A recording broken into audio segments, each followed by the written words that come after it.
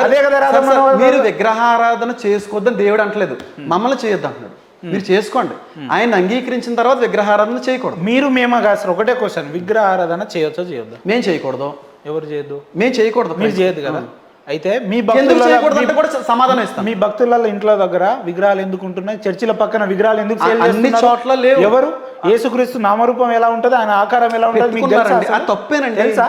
తప్పే. మీరే మాట్లాడతారు. అందరూ కాదు. ఏదైతే రక్తంతో దడిచిన ముద్దతో ఆకారం చేసుకున్నారని మీరే మాట్లాడతారు. అందరూ అలా లేరండి. మీరే అందరూ అలా లేరు.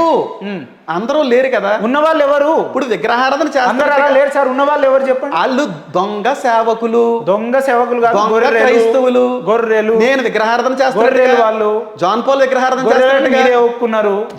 విజయప్రసాద్ రెడ్డి గారు విగ్రహారాధన చేస్తున్నట్టుగా రుజువుపరచండి.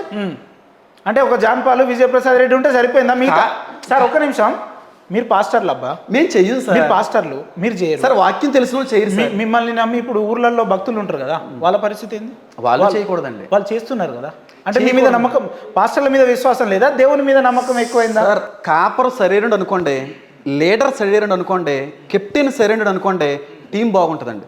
కెప్టెన్ పడిపోయాడు అనుకోండి, సరిగ్గా వాడికి మెయింటైన్ చేయడం రాలేదనుకోండి, టీం పాడైపోతుంది సార్. అందుకు మీరు సరిగా లేరనే కదా రాధా మనోహర్ అందుకే గారు చెప్పేది. ఇప్పుడు మేము కొన్ని పేర్లు చెప్పాం కదా, ఆ పేర్లు ఉన్న సంఘస్థులు ఎక్కడైనా విగ్రహారాధన చేస్తున్నారేమో రుజువుపరచండి. వీళ్ళే చేస్తలేరు, మీతో గురించి మాట్లాడారు. వాళ్ళు సేవకులు